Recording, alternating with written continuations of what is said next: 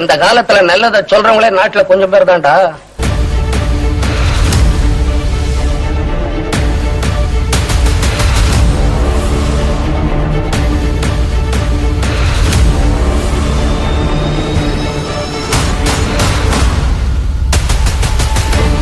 அனைவருக்கும் அன்பான வணக்கம். இவர்லாம் ஒரு திருமண்டல பெருமன்ற உறுப்பினரா? இவர்லாம் ஒரு தாளாளரா? இதுதான் கிறிஸ்துவனுடைய ஊழியத்தை செய்யற அழகா? அப்படிங்கிற மாதிரி கடந்த 2 நாட்களாக வலைதளங்களில இந்த போட்டோவோட மெசேஜ் நிறைய பேருக்கு வந்தது. நீங்க என்ன பார்த்திருப்பீங்க. முதலாவதாக இதில் இருக்கின்ற நபர் யாருங்கிறது உங்களுக்கு நல்லாவே தெரியும். முன்னாள் சட்டமன்ற உறுப்பினர், முன்னாள் தமிழக அமைச்சர், அதுபோல தூத்துக்குடி ஆசிரியர் திருமண்டலத்தின் திருமண்டல பெருமன்ற உறுப்பினர் மற்றும் தூத்துக்குடி ஆசிரியர் திருமண்டலத்தில் உள்ள புதுக்கோட்டை அந்த ஊர்ல உள்ள பள்ளியின் தாளாளர் திரு சீனாத்தானா செல்லப்பாண்டி அண்ணாச்சி அவர்கள் போயும் ஒரு கோயில்ல போய் என்ன பண்ணிட்டாரு, சாமிய கும்பிட்டுட்டாரு, விக்கிரக வழிபாடு பண்ணிட்டாரு அப்படின்னு சொல்லி நிறைய பேர் என்ன பண்றாங்க, குற்றச்சாட்டி கொண்டிருக்காங்க. அது போல கர்ணன் கவச குண்டலத்தோடு பிறந்தது மாதிரி அவர் கையில எப்பவுமே என்ன பண்ணிருப்பாரு, ஒரு பைபிள் வச்சிருப்பாரு. பதவிக்காக அதையும் தூக்கி எரிஞ்சிட்டு என்ன பண்ணாரு, போயிட்டாரு. சாமி கோயில்ல போய் விபூதி வாங்கி மாலை மாதிரி அதெல்லாம் வாங்கி அந்த விக்கிரகத்துக்கு முன்னால வழிபாடு செஞ்சு கிறிஸ்தவத்துடைய புனிதத்தன்மையும் ஒரு கிறிஸ்தவன் என்ற புனிதத்தன்மையை கெடுத்துட்டாரு அப்படின்னு சொல்லி என்ன பண்ணிருக்காங்க, கடுமையான விமர்சனங்களை தொடர்ந்து வைத்துக் கொண்டு வருகிறார்கள். சோ அதை குறித்து தான் நம்ம பேச வந்திருக்கிறோம். முதலாவதாக ஒரு கிறிஸ்தவனாக கிறிஸ்தவ மத கோட்பாட்டின் அடிப்படையில் விக்கிரக வழிபாடு என்பது கடுமையான தவறு, கடுமையான பாவம், கர்த்தர் வெறுக்கின்ற கடுமையான ஒரு செயல்பாடு என்பது பாத்தீங்கன்னா விக்கிரக வழிபாடு. விக்கிரகத்துக்கும் எனக்கும் சம்மந்தமே இல்லைன்னு சொல்லிட்டாரு. சோ அதனால விக்கிரகத்துக்கு ஒரு நாளும் பாத்தீங்கன்னா கிறிஸ்தவத்துல முக்கியத்துவமே கிடையாது. பவுல் எழுதும்போது கூட பாத்தீங்கன்னா என்ன சொல்றாருன்னா, 1 கொரிந்தியர் 10ஆம் அதிகாரம் 14ஆம் வசனம், ஆகையால் எனக்கு பிரியமானவர்களே விக்கிரக ஆராதனைக்கு விலகி ஓடுங்கள் அப்படின்னு சொல்லி என்ன எழுதுறாரு. அப்போ விக்கிரக ஆராதனை அப்படிங்கிறது பாத்தீங்கன்னா மிக பயங்கரமான ஒரு பாவம் கிறிஸ்தவத்தின்படி. ஆனால் ஒரு சூழ்நிலை, அதாவது இடம் பொருள் ஏவல்னு சொல்லுவாங்க இல்லையா, அந்த இடம் பொருள் ஏவலை பொறுத்து இந்த சம்பவம் நடந்தது எப்படி எங்க என்பதை நாம் விவாதிக்க வேண்டும். குறிப்பாக இந்த சம்பவம் நடைபெற்றது எங்க அப்படின்னா தூத்துக்குடியில. இந்த சம்பவத்தில் ஈடுபட்ட நபர் தற்பொழுது பாத்தீங்கன்னா ஒரு கிறிஸ்தவராக மட்டுமல்ல, அவர் பாத்தீங்கன்னா ஒரு வேட்பாளர். அனைத்திந்திய அண்ணா திராவிட முன்னேற்ற கழகத்தின் சார்பாக தூத்துக்குடியில் எம்எல்ஏ தேர்தலில் போட்டுகின்ற ஒரு வேட்பாளர். சோ அப்படி இருக்கும்போது பாத்தீங்கன்னா அவர் ஒரு கிறிஸ்தவர் என்பதையும் தாண்டி ஒரு பொது நபராக மாறிவிடுகிறார். அதாவது இந்த மக்கள் பிரதிநிதிகள் என்பவர்கள் பாத்தீங்கன்னா ஒரு குறிப்பிட்ட மதத்துக்கு மட்டுமானவர்களாக இருக்க மாட்டாங்க. எல்லா மதத்திலும் என்ன பண்ணணும், அவங்க பாத்தீங்கன்னா குறைந்தபட்சம் ஆதரவாத என்ன பண்ணணும், கொடுக்கணும். அதாவது ஒரு இந்து கோயில்ல என்ன பண்ணுவாங்க, கூழ் காய்ப்பாங்க, நன்கொடை கேட்பாங்க, கொடுக்கணும். தேவைப்பட்ட என்ன பண்ணணும், போய் கலந்துக்கணும். சில நேரங்கள்ல பாத்தீங்கன்னா பெரிய இந்த தேர்லாம் என்ன பண்ணுவாங்க, இழுப்பாங்க. அப்போ பாத்தீங்கன்னா அங்க மாவட்ட கலெக்டர் பாத்தீங்கன்னா ஒரு கிறிஸ்தவரா இருப்பாரு, ஒரு இஸ்லாமியரா இருப்பாரு. ஆனா என்ன பண்ணும், அவர் கண்டிப்பா என்ன பண்ணும், போய் அவர் தான் இழுத்து வைக்கணும்.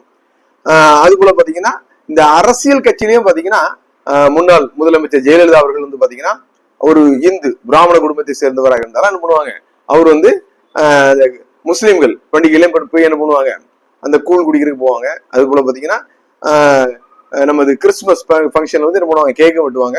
அது போல என்ன பண்ணுவாங்க, பூஜைகள்ல என்ன பண்ணுவாங்க, கலந்துக்குவாங்க. சோ அப்படியானால் அவர்கள் பாத்தீங்கன்னா ஒரு மக்கள் பிரதிநிதி, அவர்கள் பாத்தீங்கன்னா அனைவருக்குமானவர்கள். சோ அப்படிப்பட்ட ஒரு நிலையில தான் பாத்தீங்கன்னா ஒரு வேட்பாளராக, ஒரு பொது மனிதனாக அவர்களுடைய கூட்டணியில் இருக்கின்ற பாரதிய ஜனதா கட்சி, அது பாத்தீங்கன்னா ஒரு இந்துத்துவாவை ஆதரிக்கின்ற கட்சி, அவர்கள் அழைத்ததன் பேரில் தான் என்ன பண்றாங்க, அங்க போனதாக அவர்கள் அந்த பேட்டியிலே சொல்லியிருக்காங்க. அப்படி இருக்கும் பொழுது பாத்தீங்கன்னா அவர் தானாக செல்லவில்லை, தான் விரும்பி போய் ஒரு கோயில்ல என்ன பண்ண பூஜை பண்றது போல விக்கிரக ஆராதனையோ வழிபாடு செய்வதற்கோ போகல. சோ அதனால அழைத்ததன் பேர்ல என்ன பண்ணிருக்காங்க, போயிருக்காங்க. கண்டிப்பாக அந்த நட்புறவோடு தோழமை கட்சிகளோடு இருக்க வேண்டியது கண்டிப்பாக காலத்தின் கட்டாயம். அது இல்லாம என்ன பண்ண முடியாது, தேர்தலில் போட்டி போட முடியாது. அது போல அவர் பாத்தீங்கன்னா இந்து முறைக்கும் ஒரு உலக மனிதர் தான். கிறிஸ்தவத்துல இருந்தாலும், திருமண்டல பெருமன்ற உறுப்பினராக இருந்தாலும், தாளராக இருந்தாலும், இன்றைக்கும் பாத்தீங்கன்னா உலகத்துல ஏற்கனவே பதவியில் இருந்தவர் தற்பொழுது ஒரு பதவிக்கு வர வேண்டும், அதனால் சில நன்மைகள் செய்ய வேண்டும் சமூகத்துக்கு நினைக்கிறவர். சோ அதனால இப்பொழுது பாரதிய ஜனதா கூட்டத்தினால போயிட்டாரு அப்படிங்கிறது மட்டுமல்ல, இதற்கு முன்பாக கடந்த முறை தேர்தலில் போது பாத்தீங்கன்னா பாரதிய ஜனதாவோட கூட்டணி வைத்தனாலதான் பாத்தீங்கன்னா அனைத்து இந்திய அண்ணா திராவிட முன்னேற்ற கழகம் தோல்வியை சந்தித்தது என்று பகிங்கரமாக ஒரு மேடையிலே அறிவித்து தனது மாவட்ட செயலாளர் பதவியை இழந்தவர் அண்ணன் சீனாத்தனா செல்லப்பாண்டி அவர்கள். சோ அதனால வந்து பாத்தீங்கன்னா அவர் வந்து பாத்தீங்கன்னா எதுவும் தெரியாதவர் இல்ல, தெரிந்தவர் தான். ஆனாலும் பாத்தீங்கன்னா இந்த கூட்டணி தர்மம் அப்படிங்கிற ஒன்றை வைத்துக்கொண்டு அங்க போயிருக்காங்க. சோ அதனால வந்து அங்க நடந்த சம்பவம் தான் இது. சோ அதனால அவர் வந்து பாத்தீங்கன்னா முற்றிலுமாக கிறிஸ்தவத்தை துறந்துட்டு போயிட்டாரு, தான் விரும்பி போயிட்டாரு அப்படிங்கிறதை ஏற்பதற்கல்ல. இன்னொரு சம்பவத்தை நான் சொல்ல விரும்புகிறேன். சென்னையில வந்து பாத்தீங்கன்னா எனக்கு தெரிந்த ஒரு சகோதரர் இருக்காங்க, காவல்துறையில வந்து பாத்தீங்கன்னா மிக உயர்ந்த ஒரு பதவியில இருக்காங்க, பக்கா கிறிஸ்தவங்க. அவங்க வந்து பாத்தீங்கன்னா அவங்க குடும்பம் வந்து பாத்தீங்கன்னா இன்னைக்கும் அவங்க குடும்பத்துல ஊழியர்களும் இருக்காங்க. ஸோ அப்படிப்பட்டவர் பாத்தீங்கன்னா ஒரு நாள் ஒரு ஞாயிற்றுக்கிழமை நான் ஆலயத்துக்கு போயிட்டு வரும்போது அவரை போய் சந்திக்கிறேன். அவர் வந்து பாத்தீங்கன்னா முகத்துல ஈயாடாம உட்காந்துருக்காரு. என்னன்னு கேட்கும்போது என்கிட்ட சொல்றாரு, அதன் ஒரு பெரிய தப்பு நடந்து போச்சு, எனக்கு என்ன பண்ணுறது தெரியல, மனசெல்லாம் படபடன்னு அடிக்குது அப்படின்னாரு. என்ன அப்படின்னா அவருடைய அந்த ஸ்டேஷனுக்கு பக்கத்துல வந்து பாத்தீங்கன்னா பிரபலமான ஒரு அம்மன் கோயில் இருக்குது. அந்த அம்மன் கோயில்ல பாத்தீங்கன்னா ஒவ்வொரு வருடமும் என்ன பண்ணும், இந்த ஆடி திருவிழா நடக்கும். அப்போது அங்க இருக்கின்ற அந்த காவல்துறை உயர் அதிகாரி தான் சென்று என்ன பண்ணுவாங்க, அந்த திருவிழாவை ஆரம்பிச்சு வைப்பாங்க, அவருக்கு பரிவட்டம் கட்டுவாங்க, அவருக்கு என்ன பண்ணுவார் மாலை மரியாதைலாம் போடுவாங்கன்னு சொல்லியிருக்காங்க. சோ இவர் என்ன பண்ணிருக்காரு, சரி அப்ப என்ன பண்ணும் நம்ம வந்து ஆரம்பிக்க வைக்க போறோம்னு சொல்லி போயிருக்காரு. அதுக்கு பிறகுதான் பார்த்தா அந்த விக்கிரகத்திட்ட பக்கத்துல கொண்டு போய் நிப்பாட்டி தலையில துண்டுலாம் கட்டி மாலை போட்டு விபூதியெல்லாம் அடிச்சு அப்புறம் என்ன பண்ணிருக்காங்க, அவருக்கு வந்து அந்த முதல் மரியாதை செலுத்தி அதுக்கப்புறம் ஆரம்பிச்சிருக்காங்க. அவர் சொன்னாரு, அந்த விக்கிரகத்தை பார்த்தோன்னா பயந்துட்டேன், மிரண்டுட்டேன் அப்படின்னு சொல்லி என்ன பண்ணாரு. அப்புறம் வெளியில ஓடி வந்து அந்த அந்த பொட்டு பூ எல்லாத்தையும் அழிச்சிட்டு வந்து உட்கார்ந்துருந்தாரு. இருந்தாலும் மன நிம்மதி இல்லாம அமைதி இழந்து போய் இருந்தாங்க. அப்ப நான் சொன்னேன், இது அறியாமல் செய்கிற ஒரு விஷயம், இதெல்லாம் வந்து ஆண்டவர் என்ன பண்ண முடியாது, அப்படி தண்டிக்க மாட்டாருன்னு சொன்னேன். ஆனாலும் பாருங்க, ஆண்டவருக்கு அந்த விக்கிரக வழிபாடுல வந்து உடன்பாடு இல்லை என்பதால ஒரு சில மணித்துளிகள்ல வந்து பாத்தீங்கன்னா ஒரு போன் கால் வருது. அவருடைய உறவினர் ஒரு பெண் வந்து பாத்தீங்கன்னா கிட்டத்தட்ட 2-3 வருடங்களாக பேசாதவங்க போன்ல பேசுறாங்க. எப்படி பேசுறாங்கன்னா, சித்தப்பா இந்த மாதிரி நான் உங்களை பற்றி ஒரு சின்ன கனவு கண்டேன், எனக்கு கஷ்டமா இருக்கு, ஏதோ தப்பு நடந்துச்சோ அப்படின்னு சொல்லி கேக்குது. அந்த பொண்ணு 2 வருஷமா பேசாத பொண்ணு போன்ல பேசுது. ஒண்ணும் இல்லம்மா சொன்னோன்னே, இல்ல நீங்க ஜெபம் பண்ணுங்க, எனக்கு ஆண்டவர் உணர்த்தினார் சொல்லிட்டு. பாருங்க, நம்முடைய ஆண்டவர் வந்து பாத்தீங்கன்னா எங்கேயோ இருந்து ஒரு உறவுக்கார பெண்ணிட்டு இருந்து பண்றாரு உணர்த்தி இங்க என்ன பண்றாரு சொல்றாரு. அப்போ என்ன பண்றாங்க, அந்த அண்ணன் ஜெபம் பண்றாங்க. அதற்கு பிறகு ஒரு மன நிம்மதி ஆயிருந்தாங்க. சோ அதனால வந்து பாத்தீங்கன்னா சூழ்நிலை காரணமாக என்ன பண்றாங்க, இது போன்ற பதவியில இருக்கவங்க என்ன பண்றாங்க, இது போன்ற விஷயங்களை மாட்டிக்கிறாங்க. சோ அது போன்ற ஒரு சம்பவம் தான் வந்து பாத்தீங்கன்னா சீனாத்தானா அண்ணன் செல்லப்பாண்டி அவர்களுக்கு நடந்திருக்கே தவிர மற்றபடி வந்து பாத்தீங்கன்னா இதுல அவரை பழிபோடுவதற்கு ஒன்றும் பெரிதாக ஒன்றும் இல்லை. ஆனால் விக்கிரக வழிபாடு என்பது நிச்சயமாக கர்த்தருக்கு அருவருப்பானது, பிடிக்காத ஒன்று. இங்க இன்னொன்னு நான் சொல்ல விரும்புறேன். இந்த விக்கிரக வழிபாடு அப்படின்னா சாமி கோயில்ல போய் சாமி சிலையை வழிபடுவது மட்டுமல்ல, வேதாகமத்துல 100 வாசம் சொல்லுது, விக்கிரக வழிபாடு என்பது வந்து பாத்தீங்கன்னா பண ஆசையும் பாத்தீங்கன்னா ஒரு விக்கிரக வழிபாடு தான் என்ன பண்ணிருக்குது, வேதாகமத்துல சொல்லப்பட்டிருக்குது. கொலோசியர் 3ஆம் அதிகாரம் 5ஆம் வசனம், ஆகையால் விபச்சாரம், அசுத்தம், மோகம், துர் இச்சை, விக்கிரக ஆராதனையான பொருளாசை ஆகிய இவைகளை உண்படுகிற உங்கள் அவயங்களை அழித்து போடுங்கள். அப்போ வெறுமனவே சாமிக்கு கும்பிட்டுட்டு விபூதி வச்சுட்டு வந்தா மட்டும் விக்கிரக ஆராதனை இல்ல, பொருளாசை என்னும் விக்கிரக ஆராதனை இருக்கு. சோ பொருளாசை அப்படின்னு சொன்ன உடனே இன்றைக்கு வந்து சமூக வலைதளங்களில அண்ணாச்சி சீனாத்தானா செல்லப்பாண்டி அவர்களை விமர்சிக்கிறவர்கள், கடந்த முறை ஆட்சியில் இருந்தவர்கள் எதை வழிபாடு செய்தார்கள், விக்கிரக ஆராதனை. அவங்க என்ன பண்ணாங்க, திருமண்டல அலுவலகத்திலே செஞ்சாங்க. என்ன விக்கிரக ஆராதனை, பொருளாசை. ஒவ்வொரு பதவிக்கும் என்ன பண்ணுது, பொருளாசை, பணம் தான். அது போல பாத்தீங்கன்னா ஒரு அப்பாயின்மெண்ட்டுக்கும் பணம், ஒவ்வொரு ப்ரொமோஷனுக்கும் பணம், ஒவ்வொரு டிரான்ஸ்பருக்கும் என்ன பண்ணாங்க, பணம் வாங்கினாங்க. அப்படியானால் விக்கிரகத்தை திருமண்டல அலுவலகத்துக்குள்ளேயே வைத்து வழிபட்டவர்கள் தான் முன்னாள் நிர்வாகத்தினர்கள். அது மட்டுமல்லாமல் இன்னொரு விஷயமும் விக்கிரக ஆராதனை சொல்லி இருக்கு, வேதாகமம் சொல்லுது. அது என்ன அப்படின்னா 1 சாமுவேல் 15ஆம் அதிகாரம் 23ஆம் வசனம், இரண்டகம் பண்ணுதல் பில்லி சூனிய பாவத்துக்கும் முரட்டாட்டம் பண்ணுதல் அவபக்திக்கும் விக்கிரக ஆராதனைக்கும் சரியா இருக்கிறது. அதாவது வெறுமனே போய் கோயில்ல போய் சாமியை கும்பிட்டுட்டு விபூதியை வாங்கிட்டு மாலையை போட்டா மட்டும் அது விக்கிரக ஆராதனை இல்ல, முரட்டாட்டம் பண்ணுதல், முரட்டாட்டம் அவபக்திக்கும் விக்கிரக ஆராதனைக்கும் சரியாக இருக்கிறது. முரட்டாட்டம் என்னது, தனக்கு ஒரு பொறுப்பு கொடுத்தா அதை என்ன பண்ணணும், சரியா என்ன பண்ணணும், செய்து முடிக்கணும். தூத்துக்குடி ஆசிரியர் திருமண்டலத்துல இதற்கு முன்பாக இருந்த நிர்வாகம் பண்ணது என்னது? முரட்டாட்டம். முரட்டாட்டம் 3 வருடம் தனது பதவி முடிந்த உடனே வீட்டுக்கு போகாம என்ன பண்ணாங்க? முரட்டாட்டம் பண்ணிட்டு இருக்காங்க. அதாவது நாங்க போக மாட்டோம் இருப்போம் சொல்லி வழக்குக்கு மேல வழக்கு போட்டு கோர்ட்டுக்கு மேல கோர்ட்டுக்கு போய் கேஸ் போட்டு பணத்தை விரயம் பண்ணி திருமண்டல பணத்தை அழித்து முரட்டாட்டம் செய்தார்கள். அதுவும் அப்ப விக்கிரக வழிபாடு தான். அதனால என்ன நடக்கு பாருங்க, நீர் கர்த்தருடைய வார்த்தையை புறக்கணித்தபடியினாலே அவர் உம்மை ராஜாவா இராதபடிக்கு புறக்கணித்து தள்ளினார் என்றான். இந்த முரட்டாட்டம் என்கிற அவபக்திக்கும் விக்கிரக ஆராதனைக்கும் முன்னாள் நிர்வாகம் உடன்பட்டனால்தான் பாத்தீங்கன்னா நிரந்தர லே செயலர் என்று மார்தட்டியவர்கள் அந்த பதவியிலிருந்து முற்றிலுமாக தள்ளப்பட்டார்கள். வெறுமனே பாத்தீங்கன்னா உங்களுக்கு எதிராக பாத்தீங்கன்னா மீடியால பேசி என்ன பண்ணாங்க, உங்களை நான் விட்டு இன்னைக்கு புதிய நிர்வாகத்தை கொண்டு வந்துட்டாங்களா சொல்ல. வேதாகமும் ரொம்ப தெளிவா சொல்லுது, முரட்டாட்டம் பண்ணுனீங்க, அவபக்திக்கும் விக்கிரக ஆராதனைக்கும் சரியாக இருந்ததுனால புறக்கணித்து தள்ளினார். அவ்வளவுதான், முடிஞ்சு போச்சு அப்படிங்கிற மாதிரி உங்க சாப்டர் முடிஞ்சு போச்சு. இப்போ அப்படி பார்த்தா பாத்தீங்கன்னா இந்த முரட்டாட்டம் பண்றது சிஎஸ்ஐ சினாடு கூட முரட்டாட்டம் பண்ணிட்டு தான் இருக்காங்க. கடந்த ஜனவரியே என்ன பண்ணிருக்காங்க, வீட்டுக்கு போயிருந்தோம், இன்னைக்கு வரைக்கும் போகாம என்ன பண்றாங்க, முரட்டாட்டம் பண்ணிட்டு இருக்காங்க. பொருளாசை என்பதும் விக்கிரக ஆராதனை தான், அது போல முரட்டாட்டம் பண்றதும் விக்கிரக ஆராதனை தான். எனவே வெறுமனே பாத்தீங்கன்னா வெளி தோற்றத்தின்படி ஒருத்தரை குற்றவாளி என்றோ அவர் தவறானவர் என்றோ நியாயம் தீர்ப்பதற்கு நமக்கு எந்த உரிமையும் இல்லை. கர்த்தர் எல்லாவற்றையும் அறிந்திருக்கிறார். அதனாலதான் அழகா ஆண்டவர் சொல்றாரு, வெளியிலிருந்து வாய்க்குள்ள போறது என்ன பண்ணும், மனுஷனை தீட்டுப்படுத்தாது. உள்ளத்திலிருந்து வர்ற இந்த துர்ராசை, பொருளாசை, விபச்சாரம், வேசித்தனம், இது போன்றவைதான் என்ன பண்ணும், மனிதனை தீட்டுப்படுத்துன்னு சொல்றாரு. எனவே வெளிப்பிரகாரமாக நீங்கள் பார்த்தாலும் உள் பிரகாரமாக உள்ளத்துக்குள்ள கையில மட்டும் தான் பைபிள் வைக்கணும்னு அவசியம் இல்லை. உள்ளத்துக்குள்ளும் வேதாகம் இருந்தா நிச்சயமாக உங்களை இந்த விக்கிரகம் தீட்டுப்படுத்தாது, கிறிஸ்தவத்தையும் எதிர் பண்ணாது. கண்டிப்பாக கிறிஸ்தவ நம்பிக்கைகளையும் அது சீர்குலைக்காது. கிறிஸ்தவர்கள் பாத்தீங்கன்னா இந்த ஆலயத்துக்கு போகும்போது பாத்தீங்கன்னா அங்க விக்கிரக வழிபாடு சொல்றீங்க. அப்படியானாலும் பாத்தீங்கன்னா இந்து கடவுளை வணங்குகிறவர்கள் நமது ஆலயத்துல என்ன பண்றாங்க, கடவுளை தேடி வராங்க. அப்படியாலும் அவர்கள் பாத்தீங்கன்னா ஆலயம் தீட்டுப்பட்டு விடுவான். அது போல பாத்தீங்கன்னா அவர்கள் ஏராளமான பொருளுதவி நமக்கு என்ன பண்றாங்க, செய்யறாங்க. குறிப்பாக திருச்செந்தூர் எம்எல்ஏ அனிதா ராதாகிருஷ்ணன் அவர்கள் பாத்தீங்கன்னா ஏராளமான நன்கொடைகளை கொடுத்து ஏராளமான கோயில் கோபுரங்களை கட்டி வச்சிருக்கிறார்கள். ஏராளமான கிறிஸ்தவ பள்ளிகளுக்கு என்ன பண்றாங்க, நிதி உதவி கொடுக்குறாங்க. இப்ப அதெல்லாம் நம்ம என்ன பண்ணுவோம், அவர்கள் பாத்தீங்கன்னா விக்கிரகத்தை வழிபடுறவங்க சொல்லிட்டு நம்ம வேண்டாம்னு சொல்லிடுறோமா?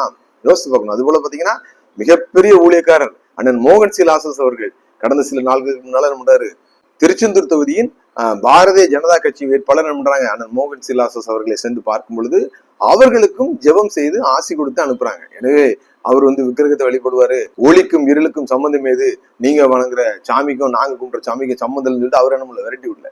சோ அதனாலதான் பாத்தீங்கன்னா 1 கொரிந்தியர் 5ஆம் அதிகாரம் 10ஆம் வசனத்துல பவுல் அழகா சொல்றாரு, ஆனாலும் இவ்வுலகத்தில் உள்ள விபச்சாரக்காரர், பொருளாசைக்காரர், கொள்ளைக்காரர், விக்கிரகாராதனைக்காரர் இவர்களோடு எவ்வளவும் கலந்திருக்க கூடாது என்று நான் எழுதவில்லை.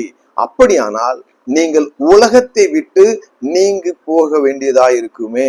இப்ப நீ யார்கிட்டயும் போக முடியாது, பழக முடியாது, நீங்க என்ன பண்ணும், உயிரோட இருக்க முடியாது, சாவத்தான் செய்யணும். பாத்தீங்கன்னா ஒரு பஸ்ல போவீங்க, அந்த பஸ்ல என்ன பண்ணுவாரு, ஒரு இந்து சகோதரர் தான் வண்டி ஓட்டுவாரு. அது போல என்ன சினிமா பாட்டு பாடம், அது போல நீங்க சாப்பிட்ற சாப்பாடை பாத்தீங்கன்னா ஒரு கிறிஸ்துவர் இருக்க மாட்டாரு, பயிர் எடுக்க மாட்டாரு. சோ நீங்க நம்ம உடுத்துற உடைய பாத்தீங்கன்னா கிறிஸ்தவர் தான் செஞ்சிருப்பாரான்னு சொல்லி கிடையாது. சொல்லு. எனவே தெரியாம நம்ம செல்ற விஷயங்கள் என்ன பண்ணும், கண்டிப்பாக மன்னிக்கப்படதான் செய்யும். சோ அதனால பாத்தீங்கன்னா ஒரு தாளாளராக இருப்பவர் பாத்தீங்கன்னா இப்படித்தான், அதாவது அது ஒரு கௌரவமான பதவி. நிச்சயமாக இப்பொழுதுதான் பாத்தீங்கன்னா அவர் கிறிஸ்தவர்களா இருக்காங்க. ஒரு சமயத்துல கிறிஸ்தவ திருமண்டல பள்ளிகளிலே கூட பாத்தீங்கன்னா புற மதத்தினர் என்ன இருக்காங்க, தாளாளர்களாக இருக்காங்க. அது பாத்தீங்கன்னா ஒரு கௌரவமாக அவர்களை கௌரவிக்கிறதுக்காக கொடுக்குற பதவி தானே தவிர உலக மனிதர்களாக இருப்பவர்களுக்கு தாளாளர் பதவி கொடுக்க கூடாதுன்னு சொல்லி எங்கேயும் இல்லை. ஆனாலும் பாத்தீங்கன்னா அதுல உண்மையா இருக்கணும். இப்போ பாத்தீங்கன்னா சீனாதானா செல்லப்பாண்டியன் அவர்கள் பாத்தீங்கன்னா தனது கையிலிருந்து பொருளை போட்டு என்ன பண்றாங்க, பள்ளிகளுக்கு செலவு செய்யக்கூடிய ஒரு நல்ல நபர். அது போல அவருடைய குடும்பத்தினரும் நிறைய தான தர்மங்கள் செய்கிறவர்கள், நிறைய ஆலயங்களை கட்டி கொடுக்குறாங்க. அது போல பாத்தீங்கன்னா கல்வி நிலையங்களை கட்டி கொடுக்குறாங்க. எனக்கு தெரிந்து அவர் பதவியில் இருக்கும்போது பாத்தீங்கன்னா திருமண்டல பள்ளிகளுக்கு பிரச்சனைகள் வரும் பொழுது தன்னுடைய பதவியை பயன்படுத்தி அந்த திருமண்டல பள்ளிகள்ல, அதாவது கால்வெல் ஸ்கூல் எல்லாம் பாத்தீங்கன்னா ஒரு இப்ப பாத்தீங்கன்னா ஸ்ட்ரென்த் கம்மியானதுனால அந்த போஸ்டிங் போற மாதிரி இருந்துச்சு. அதெல்லாம் என்ன பண்ணாங்க, ஸ்டாப் பண்ணாங்க. ஸோ அது கூட நல்ல நன்மைகள் செய்யறவங்க. ஸோ அதனால இது கர்த்தருக்கு தெரியும். ஏன்னா உள்ளந்தரியங்களை ஆராய்ந்தறிகிற தேவன் சொல்லி தான் இந்த பைபிள் சொல்லுது. ஸோ அதனால மனுஷன் முகத்தை பார்ப்பான், கர்த்தராகிய தேவன் உள்ளத்தை பார்ப்பான்னு சொல்லி இருக்குது. உண்மையில ஒரு நல்ல மனிதர். கடைசியாக நடந்த ஒரு சம்பவத்தை சொல்லி முடிக்கின்றேன். நான் பாத்தீங்கன்னா திருமண்டல் பள்ளி ஒன்றில் வேலை பார்க்கும் பொழுது அங்கு வேலை பார்த்த ஒரு தூய்மை பணியாளர் என்ன பண்ணாங்க, ஒரு பெண்மணி இறந்து போயிட்டாங்க. அவங்க பாத்தீங்கன்னா மாற்று மதத்தை சேர்ந்தவங்க, அதாவது இந்த ஷெட்யூல் ட்ரைப்னு சொல்லுவாங்க, அந்த இனத்தை சேர்ந்தவங்க. அப்போ அந்த இறந்த இடத்துக்கு நாங்க போயிருக்கோம். எப்பவுமே பாத்தீங்கன்னா திருமண்டல் பள்ளிகளுடைய வழக்கம்படி பாத்தீங்கன்னா ஒரு பாட்டு பாடி நாங்க ஜோம் பண்ணுவோம். ஸோ அங்கே என்ன பண்ணிருக்காங்க, நம்ம பெண்கள் பாட்டு பாடி என்ன பண்றாங்க, ஜோம்ன்றாங்க. அங்க போய் பார்க்கும்போது பாத்தீங்கன்னா அந்த இறந்த பெண்மணியை கடத்தி வச்சிருக்கு, இவ்வளவு பெரிய பொட்டு வச்சிருக்காங்க, கண்டெல்லாம் என்ன பண்ணிருக்காங்க, சந்திரம்லாம் வச்சு, வாய் நிறைய வெத்தலாம் வச்சிருக்காங்க, பாக்குறக்கே அகோரமா இருக்கு. அப்போ பாத்தீங்கன்னா நமது டீச்சர் ஒருத்தர், அவங்க பாத்தீங்கன்னா ஊழியத்துல இன்னைக்கும் இருக்காங்க. அவங்க என்ன பண்றாங்க, ஜோம்ன்றாங்க. அந்த இடத்துல பாத்தீங்கன்னா ஆவியில நிறைந்து அனாயிட்டிங்ல ஜோம் பண்ணி ஒரு வார்த்தை சொன்னாங்க, இந்த சகோதரி இந்த உலகத்தை விட்டு எடுக்கப்பட்டாலும் கர்த்தாவே உங்களுடைய சமூகத்தில் இருப்பதை நான் காண்கிறேன், என் கண்கள் பார்க்கிறது, அவர்கள் பரலோக ராஜ்யத்தில் இருப்பதை நான் பார்க்கிறேன்னு சொன்னாங்க. எனக்கு கக்கு புக்குன்னு சிரிப்பு வந்துட்டு என்னால அடக்கிக்கிட்டேன். அப்போ நம்ம ஊழியத்துல இருந்தாலும் என்ன பண்றோம், அந்த இடத்துல இருக்க அந்த மக்கள் மகிழ வேண்டும் என்பதற்காக சில பொய்யான வார்த்தைகளை நம்ம சொல்லதான் செய்யறோம். ஸோ அதனால பாத்தீங்கன்னா அவங்க எப்படி ஜெபம் பண்ணிருக்கணும், இப்படி பாவத்துல அதாவது அந்த உயிரற்ற சடலத்தின் பக்கத்துல பாத்தீங்கன்னா சாராய பாட்டில் இருக்குது, சுருட்டு இருக்குது, அவளுடைய வழிபாடு இப்படி எல்லாமே இருக்கு. அப்ப என்ன பண்ணிருக்கணும், இப்படி பாத்தீங்கன்னா தன்னுடைய உடலையும் தன்னுடைய மாம்சத்தையும் சீர்குலைத்து போட்ட இந்த சகோதரி நரகத்தில் தள்ளப்பட்டிருக்கிறதை நாங்க பாக்குறோம்னு சொல்லிருக்கணும். அப்படி சொல்லுனாங்க, சொல்லல. ஒரு பொய்யான ஒரு விஷயத்த ஏன்னா நம்ம சுத்தி இருக்கவங்க சந்தோஷமா இருக்காங்கிறத சொல்லியிருக்காங்க. ஸோ அதை பண்ணல, பெரிய தவறாகவும் இல்லை. அதனால இயேசு நம்மளோட கோவிச்சுக்க மாட்டாரு. ஸோ அது போன்ற ஒரு சம்பவம் தான். தன்னுடைய உடன் இருப்பவர்களை, தன்னுடைய தோழமை கட்சியினரை அந்த தொகுதியில் தான் அனைவருக்குமான ஒரு மனிதர் என்பதை காட்டுவதற்காக தான் இந்த செயல்பாடை தவிர மற்றபடி பார்த்தீங்கன்னா இதில் கிறிஸ்தவத்தை அவமதிப்பு செய்வதற்கோ தாளாளர் என்ற பதவியிலிருந்து அவர் தகுதி நீக்கம் செய்யப்படுவதற்கோ எந்த முகாந்திரமும் இல்லை. இதுதான் உண்மை. இதை கர்த்தரும் அறிவார். வேதாகமும் அழகாக சொல்கிறது. ரோமர் 12:18 கூடுமானால் உங்களாலான மட்டும் எல்லா மனுஷரோடும் சமாதானமா இருங்கள். எனவே இதை பாத்தீங்கன்னா ஒரு பெரிய தவறாக எடுத்துக் கொள்ளாமல் கூட இருக்கின்ற மனிதர்களோடு சமாதானமாக இருப்பதும் அவர்களோடு உறவு பாராட்டுவதும் நட்பு பாராட்டுவதற்கான ஒரு செயலாகவே நாம் இதை எடுத்துக்கொள்ள வேண்டும். அனைவருக்கும் நன்றி. சொல்றவன் சொந்த வாழ்க்கையை பத்தி எல்லாம் கிளறி பார்க்காதே. அவன் சொல்றதுல அறிவுக்கு பொருத்தமா இருந்தா நடங்க.